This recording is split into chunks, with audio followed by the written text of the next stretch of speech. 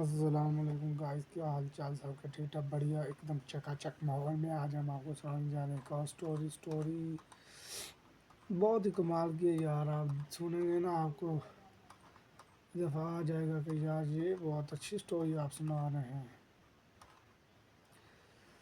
تلوؤں کی خوشبو، جس اسٹوری کا نام ہے تلوؤں کی خوشبو، ایک جذباتی مختصر سی اسٹوری. شہر کی شام ہمیشہ ہلچل میں گزرتی تھی، مگر آج کچھ عجیب تھا. آسمان پر ہلکے بادل تھے، جیسے کوئی خاموش سے رو رہا ہو. اس شام اوشین اپنے کام سے گھر لوٹ رہی تھی. وہ کام سے لڑکی تھی، مگر اس کے اندر ایک غیر معمولی درد چھپا ہوا تھا. ایسا درد جو اسے لوگ دیکھ کر محسوس نہیں کر سکتے تھے. اوشین کی عمر 27 سال تھی اور وہ ٹیچر تھی. وہ بچوں کو پڑھاتے ہوئے اپنی زندگی کی تلخیوں کو بھول جانے کی کوشش کرتی تھی، مگر جب گھر پہنچتی تو خاموشی سے پھر اپنے اندر کھینچ لیتی. ایک بار پھر اپنے گھر کے دروازے پر ہلکی سی خوشبو تھی، فلورل ارتھ سینٹ. اوشین نے حیران ہو کر دیکھا. دروازے کے پاس ایک چھوٹا سا تھیلا رکھا تھا. اس پر کسی نے لکھا تھا، جس کا دل ٹوٹا ہو اس کے لیے ہے. وہ چند لمحے دروازے پر کھڑی رہی، پھر تھیلا اٹھا کر اندر چلی گئی. اندر آتے اس کا دل عجیب سا ہوا. یا کسی کا مذاق بھی ہو سکتا تھا، یا شاید کوئی کھیل. مگر تھیلا کھولتے ہی وہ چونک گئی. اس کے اندر مٹی تھی، ہلکی سی خشک مٹی، جیسے کسی باغ کی یا کسی قبر کے کنارے کی. اس کے ساتھ ایک چھوٹی سی پرچی تھی. مٹی میں وہ کہانیاں ہوتی ہیں جو انسان بھول نہیں پاتا. اسے محسوس کرو یا تمہیں لے جائے گی. اوشین نے پرچی بار بار پڑھا، پھر وہ مٹی انگلیوں میں رگڑا. اس میں ایسی خوشبو آ رہی تھی جیسے بارش کے بعد زمین کی. خوشبو نے اس کے دل کے اندر کوئی دبی ہوئی یاد جگا دی. 7 سال پہلے اوشین یونیورسٹی کی اسٹوڈنٹ تھی. اس کی زندگی میں ایک شخص تھا، آذر.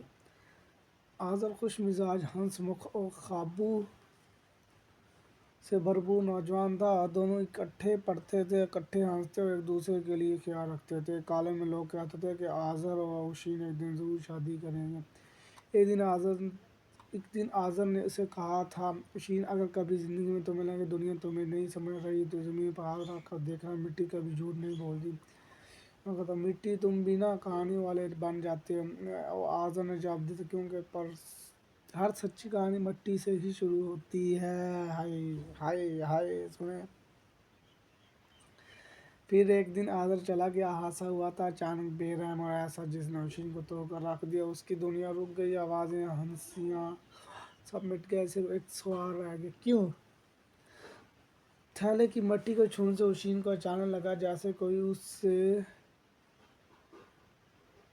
سے بات کر رہا ہو، جیسے وہ مٹی سے پکار رہی ہو. اس رات وہ سو نہ سکی. بار بار تھیلا ہاتھ میں اٹھاتی، مٹی کو دیکھتی، پھر رک جاتی.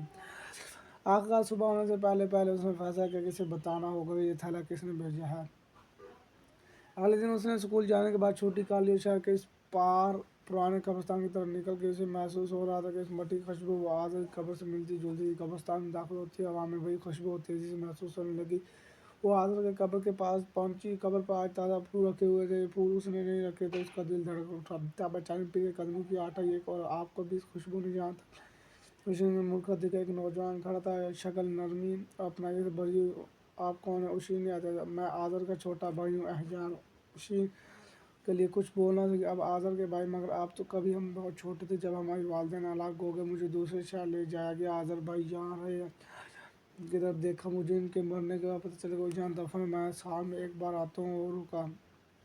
کل بھی آیا تھا. اتفاق تھا کہ میں نے وہ مٹی قبر کے کنارے سے اٹھائی تھی. میں نے سوچا شاید کوئی ہے جو اس خوشبو کو محسوس کر سکے، جو آذر کو واقعی جانتا ہو. اس لیے میں نے اسے دروازے پر رکھ دیا.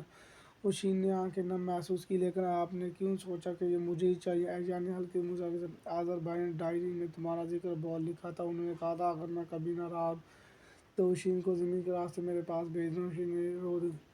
اوشین اور احجان کی بات چیت قبر کے پاس دیر تک چلی. اوشین کو لگا جیسے برسوں بعد کسی نے اس کے اندر کی خاموشی کو سنا ہو.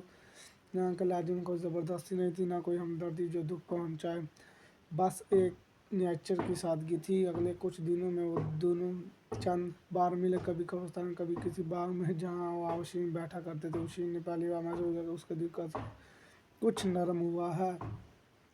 ایک دن ایجان نے پوچھا اوشین کیا تم کبھی سوچتی ہو کہ آذر تمہیں آج کیا کہتا؟ اوشین نے دھیرے سے کہا وہ کہتا کہ مٹی کے ساتھ رولو مگر زندگی کے ساتھ جیو۔ ابھی ایجان نے سر ہلایا اور شاید وہ یہ بھی کہتا کہ تمہارے آنسو وہ ہو سکتے ہیں جنہیں جو خوشبو میں بدل جائیں۔ اوشین مسکرا دی۔ ایسے بات پہلے وقت گزرتا اوشین اور ایجان کی دوستی گہری ہوتی گئی، وہ ایک دوسرے کے دکھ، ایک دوسرے کی خاموشی، ایک دوسرے کی مسکراہٹ سمجھنے لگے۔ ایجان نے اسے ایک چھوٹا سا پودا دیا، یہ دیکھو میں نے اسی مٹی میں لگایا جو تم نے دی تھی، وہ مٹی جو آذر کی قبر کنارے سے آئی تھی۔ اوشین نے پودے کو ہاتھ میں لیا، پودے سے بھی ہلکی سی خوشبو آ رہی تھی، اس نے اپنے گھر کے باہر لگا دیا۔ بائے بائے، شکریہ، تھینک یو۔